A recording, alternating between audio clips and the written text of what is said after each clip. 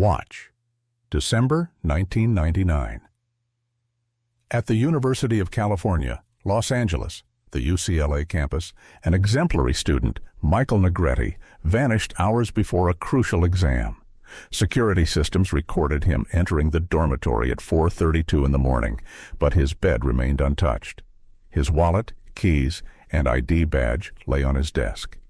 The door to his room had never been opened. Electronics say he was inside. Physically, he was nowhere to be found. Campus police confirmed all emergency exits were locked, alarms never triggered. Michael McGrory entered the building and vanished into its corridors. How can someone disappear without a trace inside a secured building? If the system isn't lying, then what happened to Michael between the front door and his bedroom? And where could someone go who was here but never seen?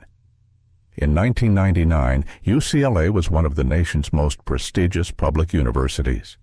With a student body of 35,000, the campus stretched over 419 acres of Westwood, surrounded by upscale neighborhoods and business centers. More than 150 buildings made up the campus, from historic structures dating to the early 20th century to modern research complexes. The architectural style blended Romanesque revival with modern functionality. Students came from all 50 states and over 100 countries. Admission was highly competitive. Only 23% of applicants were accepted. UCLA's academic reputation was especially strong in medicine, engineering, business, and film arts. Its medical school regularly ranked in the top 10 nationally. Located in Los Angeles, the campus offered students access to entertainment industries, high-tech companies, and world-class cultural institutions. Economically, the university contributed over $9 billion annually to the region, including direct spending, salaries, and indirect effects on the local economy. Housing at UCLA could accommodate roughly 11,000 students in dormitories and university apartments, about 31% of the student population. Dormitories were organized into several complexes, each managed independently with its own security system. The largest included Hill, Sunset Village, and the Den of Drive residence area. Dykstra Hall, where Michael McGrory lived, was an 8-story building constructed in the early 1900s. It housed about 600 students in various room configurations. Each floor had a resident assistant, a senior student responsible for maintaining order and supporting younger students. The system was designed to build academic community and social support. Rules were strict. Alcohol was banned for those under 21. Visiting the opposite sex was restricted after certain hours. Participation in dorm programs was mandatory. The cost to live in the dorm was around $7,000 per academic year, including meal plans in university cafeterias. Security was provided by UCLA's own police department, with full law enforcement authority. It employed 62 sworn officers and 48 civilian staff. The campus was patrolled 24/7 by foot, bike, and vehicle patrols. Special attention was paid to residential areas, especially at night. Access control relied on magnetic key cards. Every entry and exit time was recorded and stored in an electronic database. Each dorm had a single main entrance monitored by an electronic access system. Emergency exits had alarms that triggered upon opening. Cameras were installed at dorm entrances and main corridors, though not inside individual rooms. The security system was modernized in 1997. The security service also provided escort assistance to students returning late at night and maintained emergency phone networks across the campus. In 1999, UCLA's student population reflected California's growing diversity. 39% were of Asian descent, 34% were white, 14% Latino, 7% African American. The socioeconomic makeup was mixed, though high tuition and living costs posed barriers for low-income students. The average family income was $75,000 annually. First-generation college students made up a significant portion, especially among Asian and Latino populations. Gender distribution was nearly equal, 52% women, 48% men. This reflected the national trend of increasing female enrollment in higher education. Student political activity was high, reflecting California's liberal traditions. The campus was a hotspot for protests and political events. The Greek system included over 60 fraternities and sororities, involving about 15% of students. They played a central role in social life, organizing parties, formal events, and charity drives.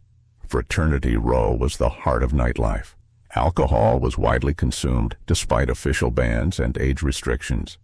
Students often used fake IDs or relied on upperclassmen to buy drinks for them. Drugs were also present, though less so than alcohol. Marijuana was the most common substance, but ecstasy and cocaine appeared at parties. Music scenes thrived on campus: concerts, student bands, and proximity to Sunset strip clubs. Hip-hop, alternative rock, and electronic dance music dominated. Sports, especially football and basketball, drew thousands of students and built strong school spirit. UCLA's high academic standards created pressure, especially for those aiming for medical, law, or other professional schools.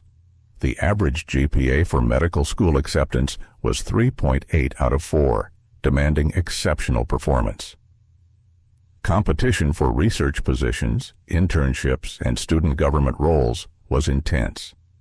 Many students worked part-time while maintaining full course loads. Financial stress was significant, especially for middle-class students not qualifying for aid but unable to easily cover expenses. University counseling reported rising numbers seeking help for anxiety, depression, and stress. This culture of achievement sometimes led to unhealthy coping, including misuse of stimulants to boost academic performance. Technology at UCLA in 1999 was on the brink of the digital revolution, but still retained many analog elements. Internet access in dorms was via dial-up and early broadband, but not widespread. Many still relied on libraries for research. Cell phones were a luxury, not available to all students. Most depended on landlines or public phones to communicate. Email was growing, but much interaction remained face-to-face or by phone. Social media as we know it did not exist. Security relied on electronic key cards and basic surveillance cameras, but lacked advanced tracking or analytic tools. Banking required physical presence or use of ATMs. Credit cards were less common among students. Michael Allen Negretti was born September 27, 1980, in Los Angeles to Mexican immigrant parents. His mother, Maria, and father, Elma, came to the U.S. in the mid-70s seeking better economic opportunities. His father worked as a welder at a car factory in Vernon, California, for over 20 years. His work ethic and devotion to family were examples to his children about the value of hard work. Maria worked as a janitor in downtown office buildings, often on night shifts to supplement the family income. She cared for 4 children and maintained the household. The family lived in Montebello, a predominantly Latino neighborhood in East Los Angeles. The community was tight-knit, with strong family bonds. Spanish was the primary language at home, but all children spoke English fluently. They maintained close ties to extended family in Mexico, regularly visiting relatives. Catholic faith played a central role in the family's life. They regularly attended Mass at St. Augustine's Church and participated in community religious events. Michael was the eldest of 4 siblings. From a young age, he showed exceptional academic talent and leadership skills. His younger siblings often turned to him for help with homework. At Montebello Elementary, Michael consistently earned top grades and participated in gifted programs. Teachers noted his curiosity, responsibility, and helpfulness. Despite limited formal education, his parents valued academic achievement highly and encouraged hard study. They sacrificed personal needs to provide educational opportunities for their children. Michael had a strong interest in math and sciences from early years. He competed in science fairs and math Olympiads, often placing in top ranks. Summer programs at a local community college allowed him to study advanced topics and network with other motivated students. Sports included playing on the school soccer and track teams, building teamwork skills, and physical endurance. At Schuyler High School, Michael continued to excel academically. He graduated with a perfect 4.0 GPA and was class salutatorian. His course load included advanced subjects, calculus, chemistry, physics, biology, and English literature. He studied French alongside his bilingual English and Spanish. Michael held leadership roles: president of the National Honor Society, captain of the academic decathlon team, and student council member. His leadership was recognized by teachers and peers alike. Michael was active in volunteer work, helping patients and observing medical staff at a local hospital. This experience strengthened his desire to become a physician. His SAT scores were 1,600 out of 1,600, placing him in the 95th percentile nationally. Additional subject tests showed outstanding results. Recommendation letters praised not only his academic skills, but his character, integrity, and leadership potential in medicine. Applying to college was challenging for Michael due to his family's financial constraints and being the first in his family to navigate higher education. He applied to 12 universities, including all campuses of the University of California, private schools, and prestigious out-of-state institutions. Application fees took a significant toll on the family budget. Acceptance at UCLA was especially meaningful. The university offered a generous financial aid package covering most tuition and housing costs through grants and scholarships.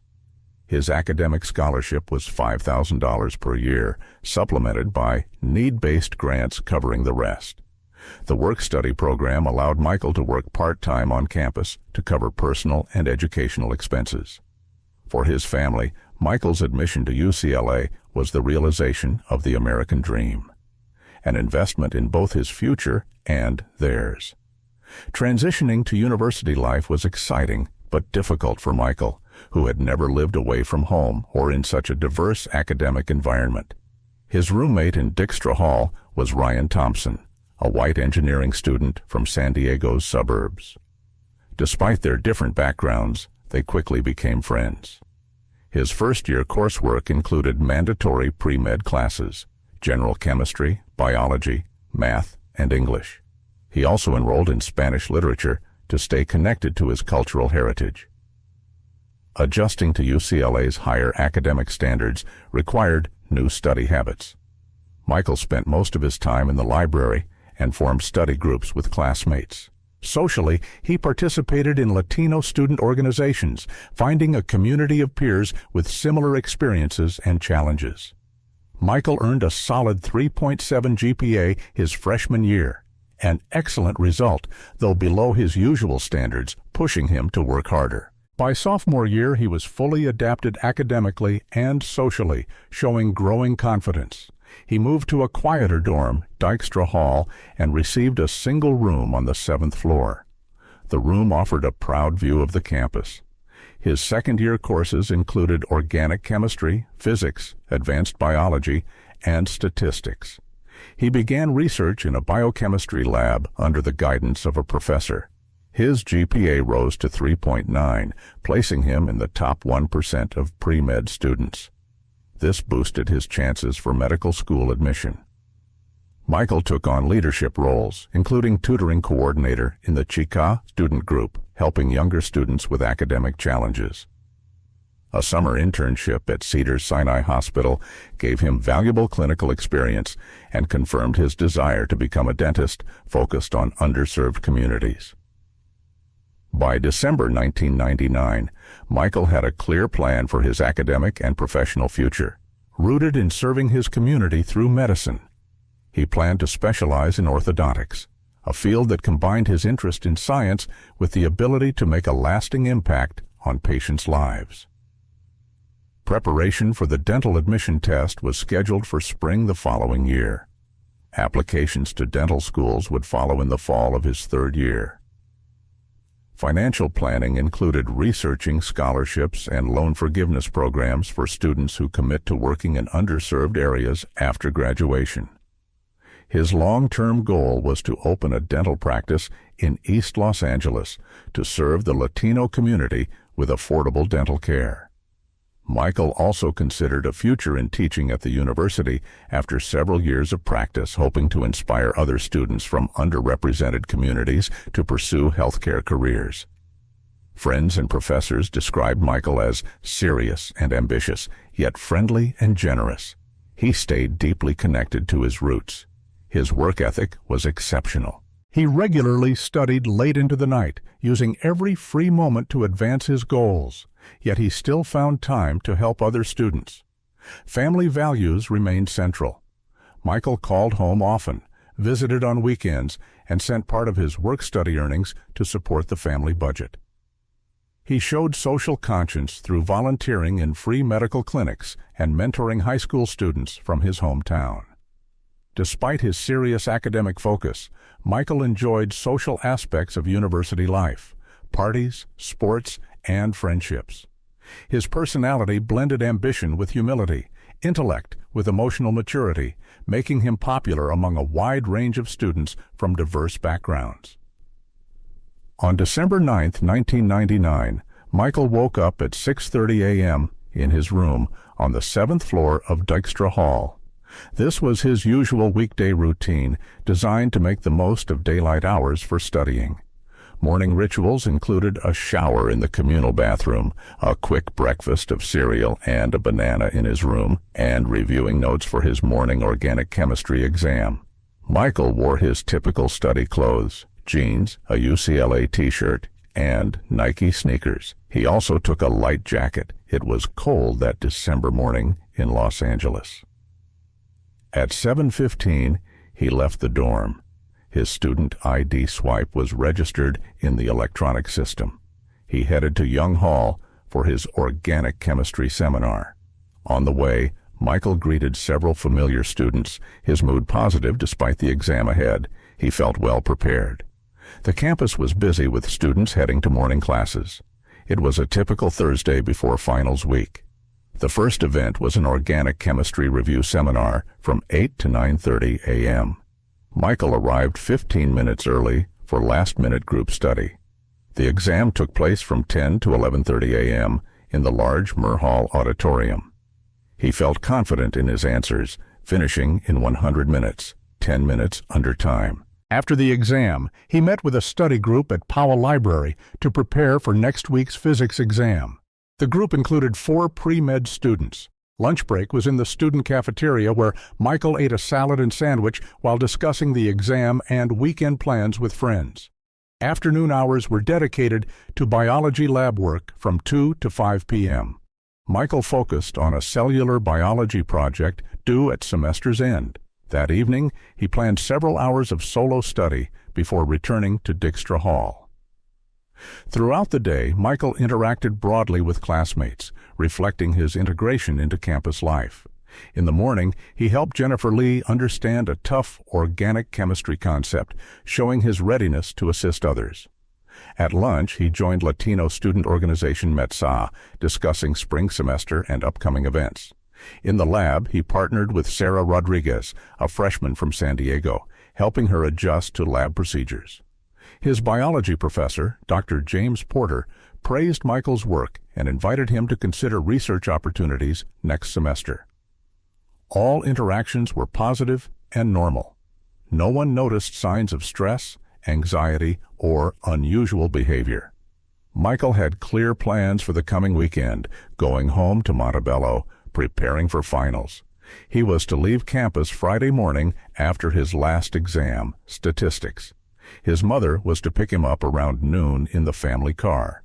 Weekends at home were a time to recover, enjoy home cooking, and help younger siblings with school projects. Michael planned to meet several high school friends who were returning home for winter break from other colleges.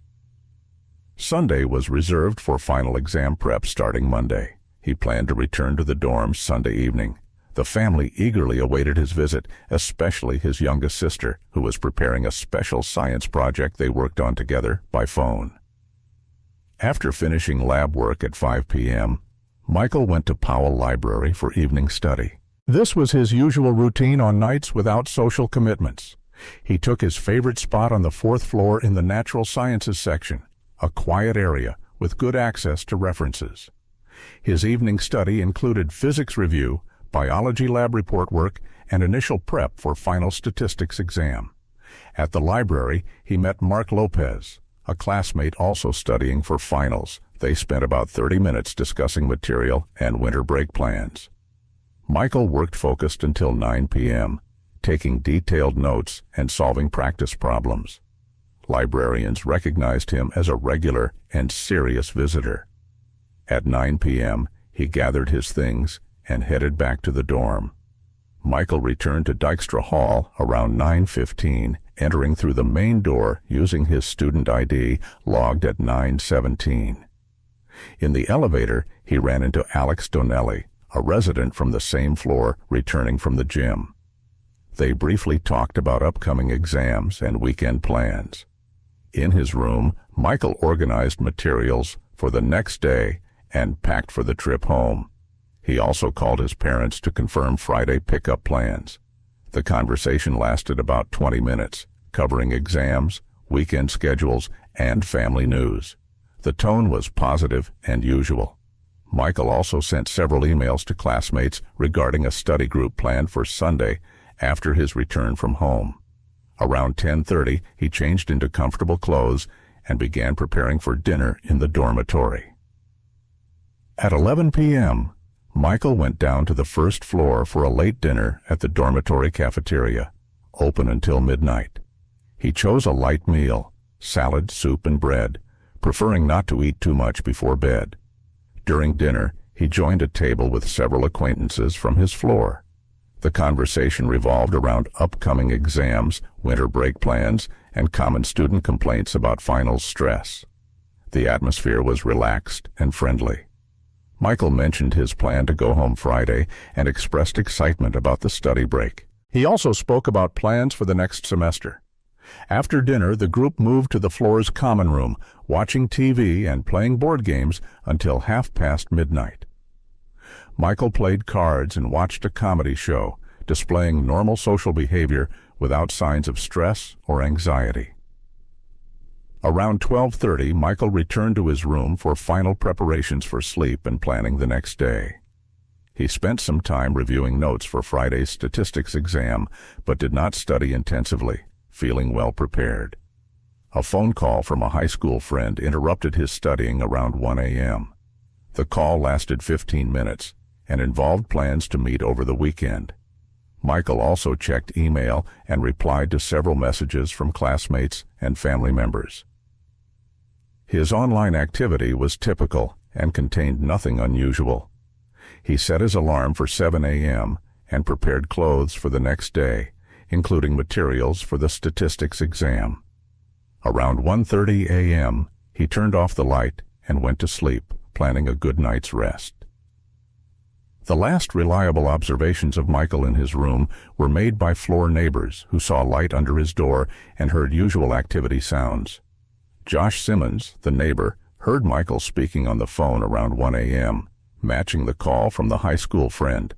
Alex Donnelly passed Michael's room around 1:45 a.m., noticing the light was still on, but hearing no sounds. The floor's resident assistant, Kevin Patel, made a routine round at 2 a.m., noting silence and no unusual activity. Students returning from late study sessions reported no sighting of Michael in hallways or common areas after 1:30 in the morning. Electronic lock records showed no activity on Michael's door after his return at 9:17 p.m.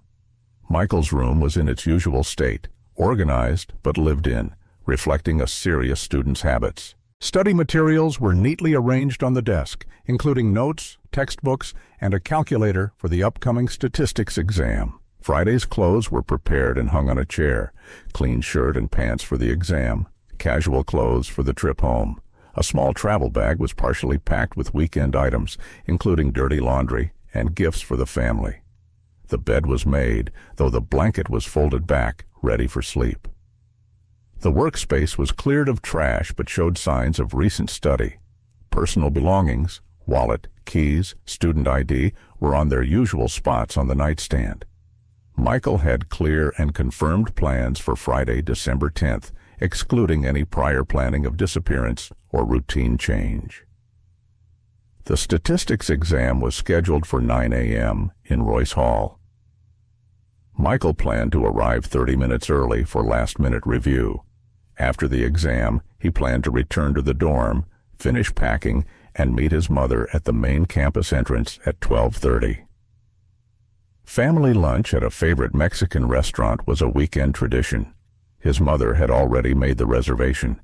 Evening plans included a family dinner, helping his sister with a science project, and possibly watching a movie together. Michael intended to spend time reviewing for final exams in a more relaxed home environment.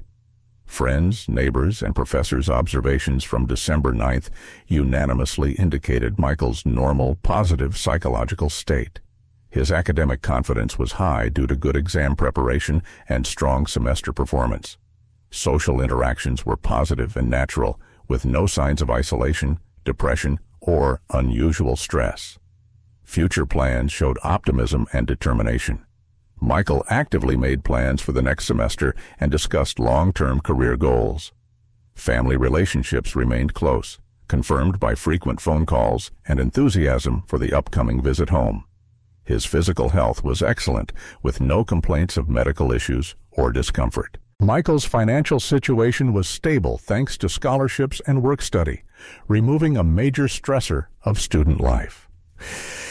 A detailed analysis of December 9th revealed no warning signs or indicators that could predict the dramatic events of the following hours. Michael's behavior matched his usual patterns and character. No deviations in routine, mood, or social interactions. Communications with family and friends were normal, without hidden messages, pleas for help, or signs of trouble. Academic and personal plans pointed to stability and continuity, not to preparing for any major life change. No conflicts, no financial problems, no romantic difficulties, no typical student stressors that might explain dramatic actions. December 9th, 1999, passed like any ordinary day in the life of a successful, happy college student, giving no hint of the mystery that would unfold hours later. Around 1:30 a.m. on December 10th, Michael received a phone call from Neil Madison, a fellow organic chemistry student. Madison invited him to a party at the Lambda Chi Alpha fraternity house. That was just getting started. Lambda Chi Alpha was one of UCLA's largest fraternities, known for hosting popular social events. The house was on Gailey Avenue, about a 10-minute walk from Dykstra Hall. Michael hesitated at first, planning to sleep early before the exam, but decided to join after assurances the party would be brief and relaxing. Finals week stress made the idea of a social break appealing. He quickly changed into more party-appropriate clothes, dark jeans, a black t-shirt, and sneakers. He took his student ID and a small amount of cash. At 2 a.m., he left his room, telling his neighbor Alex Donnelly about his plans. Donnelly later recalled Michael was in good spirits, saying he'd be back within an hour or two. The electronic lock system registered Michael's exit from the dorm at 2:04 a.m. That was the last recorded use of his student ID until his return. The route from Dykstra Hall to Lambda Chi Alpha led along well-lit campus roads familiar to most students. It was roughly 800 meters. Campus security patrols reported usual activity as students moved between dorms and social events. Friday nights were typical party nights.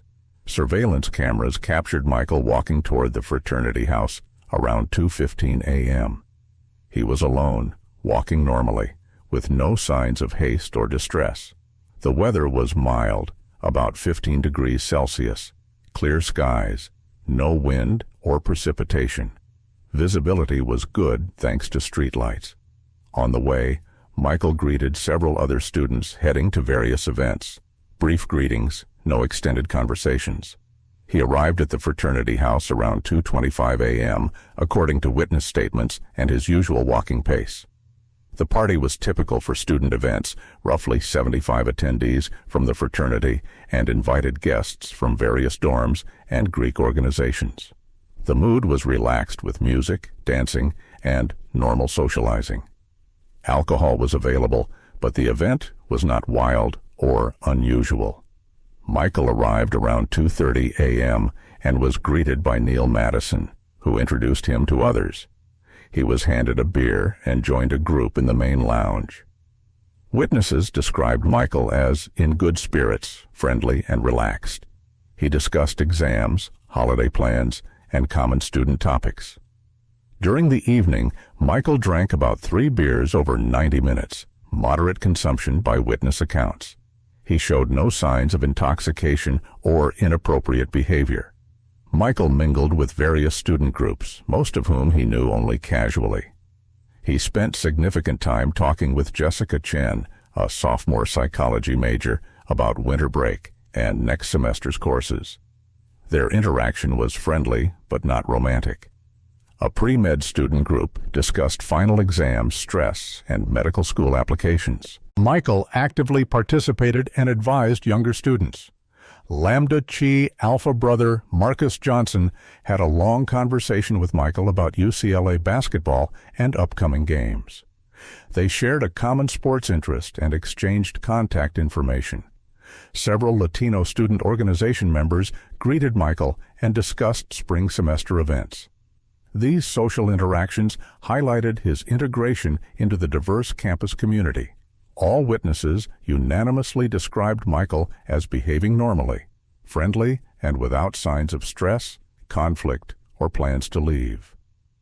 Around 1:45 a.m., Michael began saying goodbyes, explaining he wanted to return to the dorm to rest before his morning exam. His decision to leave seemed natural and planned, consistent with his earlier intention to avoid staying out late. Several friends tried to persuade him to stay, but without pressure.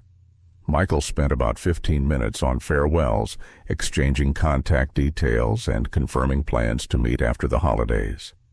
Neil Madison offered to escort him back, but Michael politely declined, saying he preferred to walk alone to clear his head. The last witnesses saw Michael leaving the fraternity house around 2:30 a.m. He waved goodbye to a group on the porch and headed down Gailey Avenue toward the dorms. His gait was steady, his behavior normal. No signs he planned anything except returning to his room. Surveillance cameras recorded Michael walking away from the fraternity house towards the dorms around 2:05 a.m., the same route as before. Campus security officer Robert Kimmel saw him cycling near the intersection of Gailey Avenue and Strathaird Drive around 2 a.m. Kimmel described Michael as walking normally, sober, and composed. The last camera sighting was at 2:15 a.m.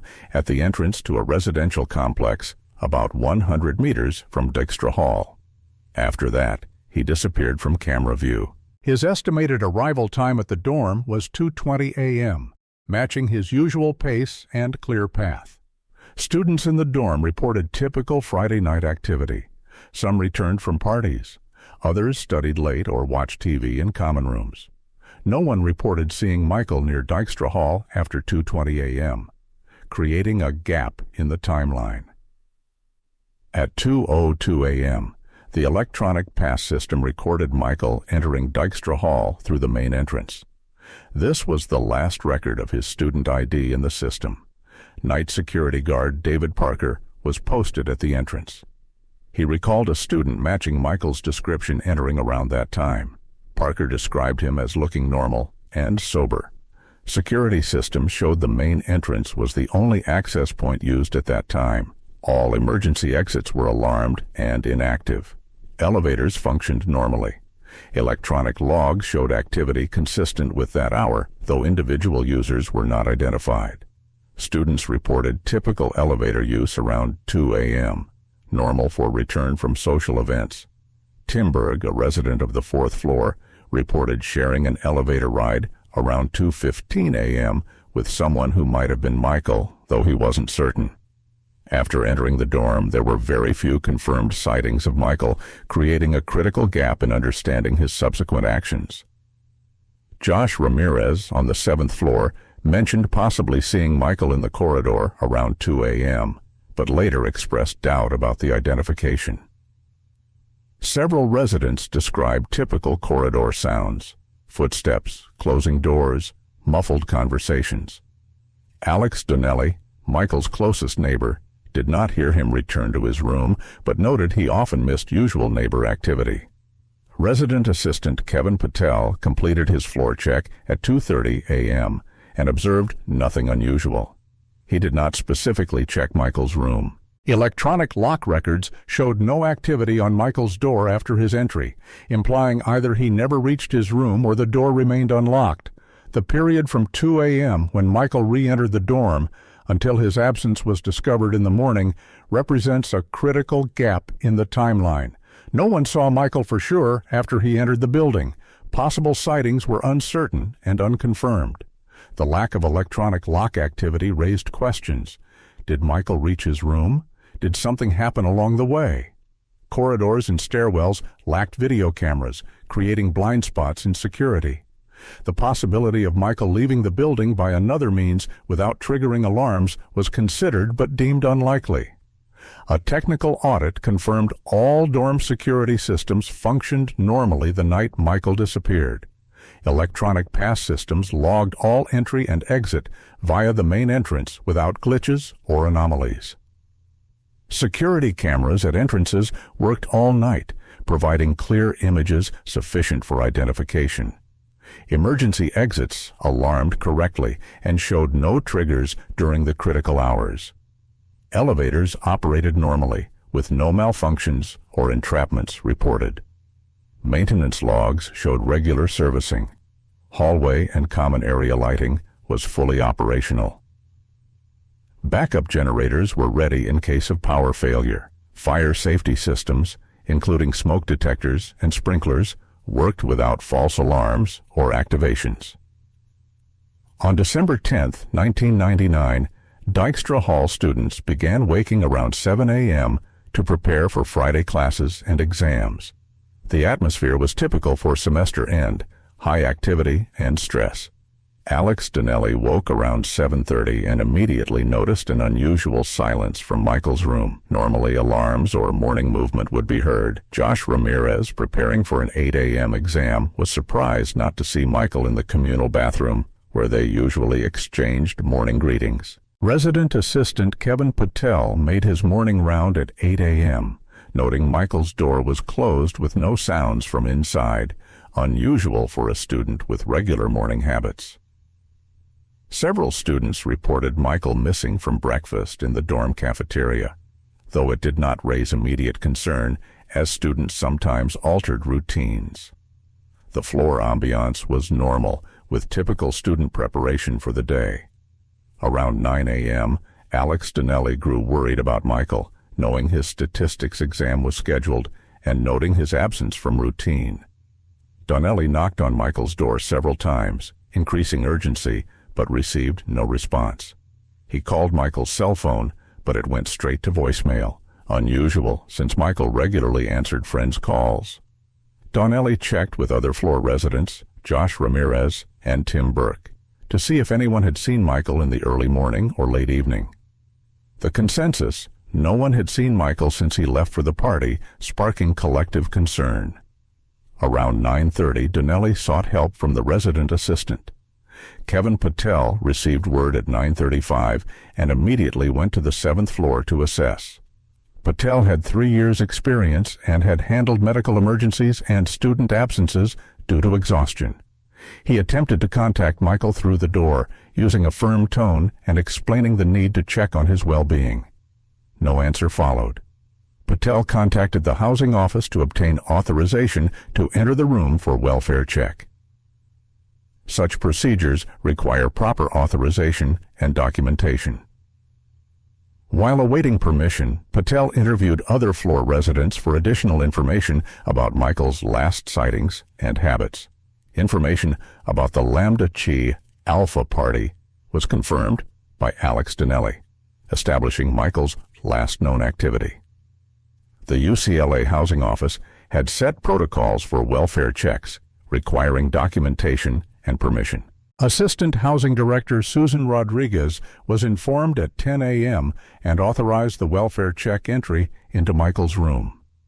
Building Maintenance Master Robert Johnson was called with the master key to access Michael's room. Protocol required 2 university staff members to be present during entry. Patel documented the reasons for entry, including student concern, lack of response after multiple contact attempts, and unusual behavior for the student. Around 10:15 a.m., the team was ready to enter Michael's room for welfare check. Students on the floor gathered in the hallway, showing growing worry. The entry procedure was cautious, considering Michael might be ill, injured, or simply asleep. When the door was opened at 10:17 a.m., they found an empty room. No signs Michael had been present overnight. The bed was untouched, the blanket left as the night before. Pillows showed no impression of use. Clothes prepared for the Friday exam still hung on the chair. The travel bag was partially packed. Michael's personal items, wallet, room keys, study materials, and exam gear were in their usual places. The bathroom showed no signs of morning use. Toiletries were dry. The window was closed and locked from inside. The screen was intact and securely fixed. At the 7th floor height, exit through the window was highly dangerous and unlikely. A detailed room inspection found no evidence of struggle, coercion, or hurried departure. All items were in order, no mess or disorder. The desk held organized study materials for the statistics exam, notes, calculator, and writing tools, all ready for morning study. Michael's mobile phone was missing, initially thought taken with him, which raised questions why calls went straight to voicemail. Clothes in the closet were neatly hung, with no signs anything had been grabbed in haste. Casual clothes worn to the party were missing. Money in the wallet was untouched, excluding robbery as a motive. Credit cards and student ID were present. Michael's computer was off. The last internet activity was logged the night before at roughly 11:30 p.m.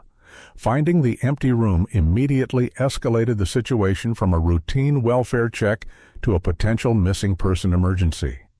Kevin Patel contacted the housing office to report results and request further instructions. The case was classified as high priority.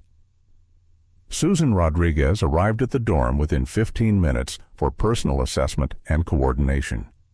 It was decided to preserve the room as a potential crime scene until police arrived. Floor students were interviewed for any additional information about Michael's last sightings or unusual nighttime activity.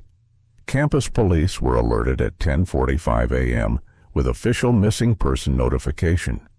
While awaiting police, dorm staff conducted a rapid but thorough search of the building for medical emergencies or injury. All common areas were checked, including lounges, study rooms, laundry, and storage. Special attention was paid to potential fall or unconsciousness sites.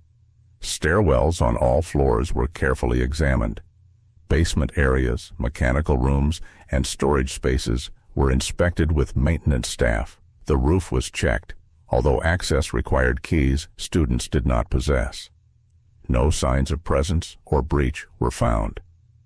Trash bins and exterior areas around the building were searched, considering the possibility Michael left through an emergency exit without triggering alarms. No traces of Michael or signs of him inside the building after his supposed return were found. By 11:30 a.m., after confirming Michael's absence and consulting with campus police, the decision was made to notify his family. University protocol mandates family notification in missing student cases, especially under potentially dangerous circumstances. Susan Rodriguez personally called Maria Negretti around noon to delicately inform her that Michael was missing and his whereabouts unknown. The family reaction was immediate and frantic. Maria contacted Elman at work, and the family prepared to come to campus. The university offered support and resources, including assistance with accommodations and law enforcement coordination. Elman Negretti left work and arrived at UCLA around 2 p.m., visibly anxious and ready to join the search.